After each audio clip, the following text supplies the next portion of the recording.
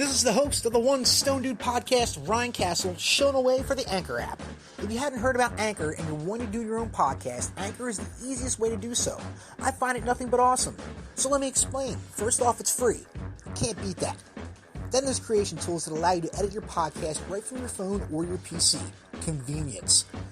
Then Anchor will distribute your podcast right to Spotify, Apple Podcasts, and many more, taking the work out of everything. Then you get to monetize your podcast with no minimal listenership. It's everything you need to make a podcast all in one place. Download the free Anchor app or go to anchor.fm to get started today.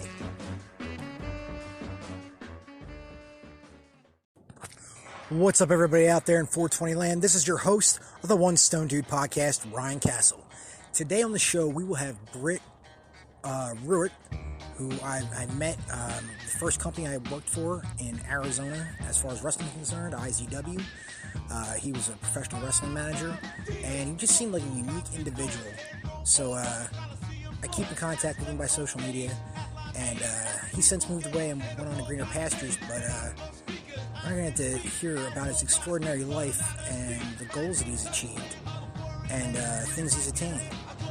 And proof right there that there is life after wrestling. So enjoy the show.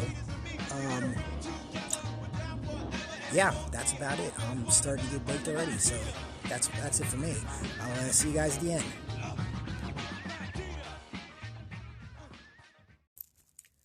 Welcome back, everyone, to the One Stone Dude podcast. This is your host, Ryan Castle. On the line with me today is a gentleman who I met with the first wrestling company that I was involved with in Arizona, IZW. His name is Britt. Britt, how are you today, sir? I'm doing all right. Those of you who are fans of IZW might remember me better as Beaver, Las Vegas. But yeah, my name is Dr. Britt Ruitt, and I used to work for IZW as a manager and ring announcer and pretty much any other job that they wanted me to do. Yeah, dude, you were the all-around guy, man. You were the go-to guy. There's... Yeah, they needed a sound guy. I was the sound guy for the night. Dude, you even set up the ring with us, dude. That was pretty awesome of you. I will still do that for every show I work on. That's awesome, dude. That is fucking awesome. You're never done paying your dues. You're absolutely right. God, I'm so glad I hear you say that, dude. That is awesome. Damn. You got to take bumps, too, and shit, didn't you? Yeah, fairly often. Well, not early in my thing, but I did have to take bumps. I learned to take bumps. When IZW had their little wrestling school, I would go 2-3 times a week to that school. Even just to observe, even if I wasn't doing anything physical that day, I went to learn so I could be a better informed manager or whatever I was going to be at the time. I still didn't know if I was going to end up as a manager, if I would start training and be a wrestler. That never ended up happening, but, you go, you learn, you pay your dues, and you kind of figure out where you go, and it just so happened I worked best as a manager, and I liked that. All right. Sometimes I think I should have stuck to being a ref. Less of a hassle. Less of a fucking hassle, man. You were a solid worker, but you were also a really good ref. Oh, thanks, brother. I appreciate it. Let's hit this first part up, getting to know you. Where are you originally from, and where do you live now? So I was born in Pasadena, California, but I lived in Phoenix since I was 8. Now I live in Bowling Green, Ohio. Soon I'm going to be moving back to Phoenix because I finished my PhD, and now I'm Dr. Britt Ruitt, Dr. Beaver, Las Vegas. Dude, and I don't need to be in Bowling Green, Ohio. Thank you very much. I appreciate it. Oh, man, what an accomplishment. One of the things I wanted to hit on about is life after wrestling. This is why this interview is so important to me. I wanted to be able to show people that, because guys that are working right now that are listening to this, you know how it is. That's all you think about. Especially if you're on the road. I don't know how many times you were on the road, but we were on the road three times a week. A couple shows on Friday, or a couple shows on Saturday, and a lucha show on Sunday. And you get caught up in that, man. You think that never going to end, and when it does, you're like, oh shit, what do I do now? And you went and got a fucking PhD. You know, shit, that's very uncommon. You know what I mean? But yeah, no, I mean, it's me and Xavier Woods basically, and I don't think Woods has actually turned in his dissertation yet. oh, Last I heard, Xavier Woods PhD, which is his Twitter handle, I don't think he's turned in his dissertation. I could be wrong about that. oh my god. But it's just basically the two of us. Also, maybe Dr. Tom Pritchard. I'm not sure if that's a gimmick, but we'll see. Okay. I've never checked on that. Well, tell me about give me 1 second here. Sorry. No worries, man. I'm trying to do two things at once here. Tell me about your time in the Walter Cronkite School. That's what I was looking for. Sorry, I'm a little baked already, man. It's all good, man. I understand. I'm drinking a glass of Maker's Mark myself right now. Oh, nice. It's the end of the day. It's time for a drink. Funny thing about the Cronkite School, I'm actually wearing my Heenan School of Broadcast Journalism T-shirt right now. But yeah, no, I went to the Walter Cronkite School for 4 years at ASU. Got my bachelor's in broadcast journalism. I enjoyed most of my time there, but I never ended up really doing anything with the broadcast journalism degree, mostly because I graduated in 2010 and I graduated into a bad job field, and now I got my PhD and I've once again come into a bad field for getting a job. But I'm not too concerned at this point. Cronkite School is great. I loved working on the radio. Nice. That's my phone. I apologize. No, don't worry about it. That's nice. I had to go let my girlfriend. I had to stop one of my recordings and go let my girlfriend in. Don't worry about it. It's all good. It's all good. It's all good. Yeah, but no, I worked, at the campus radio station for all 4 years I was there, and then I came back when I did my master's at ASU and continued to work at the campus radio station. So I, have been involved to one degree or another with the Cronkite School for years and years. It's a great program, Yes.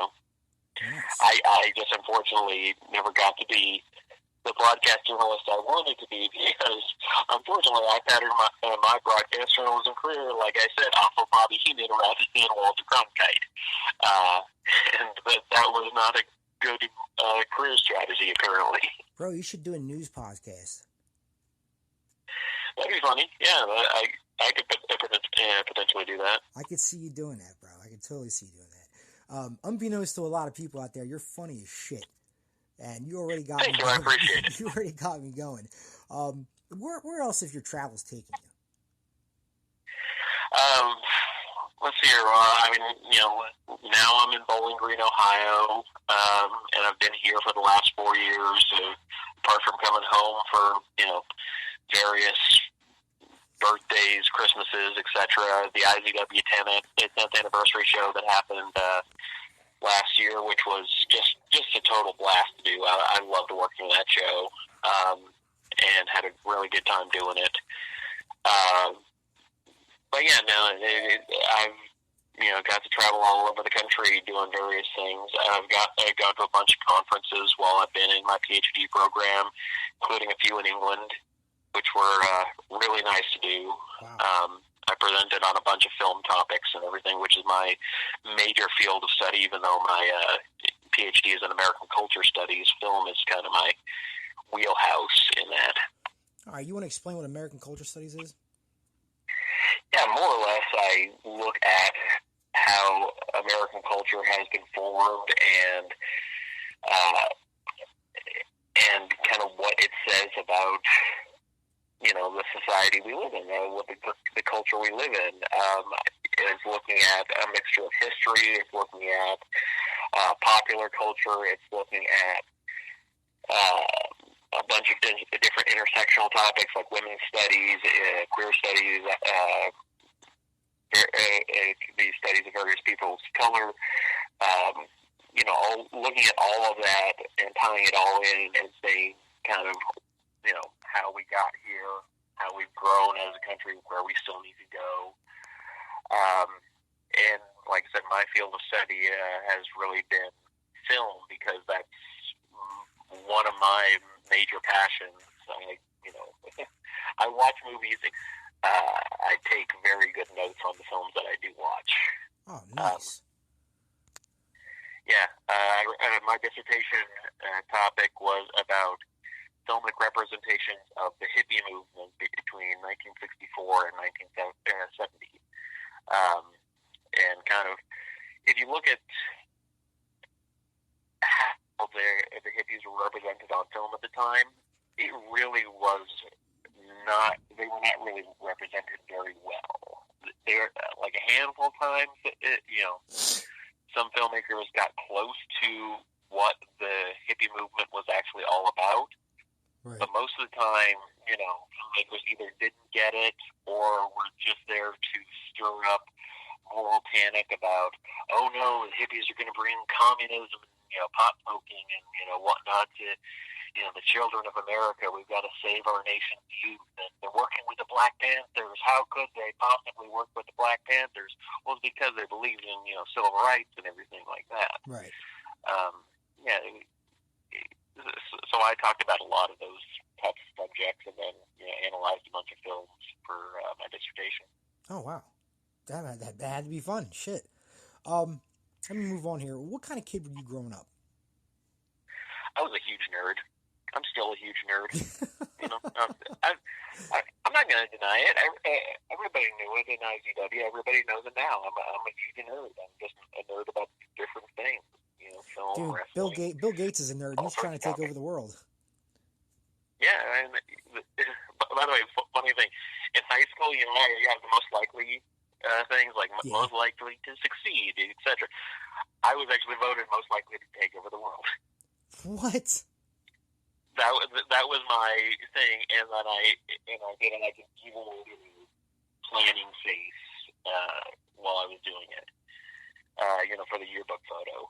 That was my most likely. You were kind of muffled when you said it. You're most likely to do what? Most likely to take over the world. Oh, Jesus. Okay, I can see that. Yeah. Yeah. Oh, jeez. I hope you don't, dude. Don't do that. Unless you take it away from Bill Gates, then go ahead, do that. No. I mean, I'd take it from Donald Trump, but I wouldn't necessarily take. Well, Bill Gates is not the best representative either. But all right. I prefer we don't have a billionaire in charge. Yeah, dude. Seriously. Perfectly honest. Seriously, you're so fucking right. Did you ever get into a fight at school?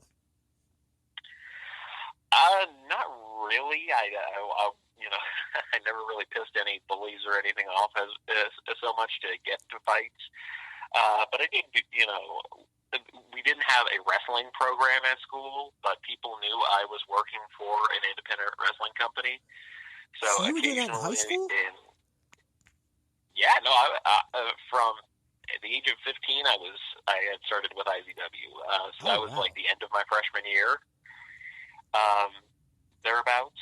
I had gotten started. I believe my first IZW show was early February 2003. Was my first IZW show.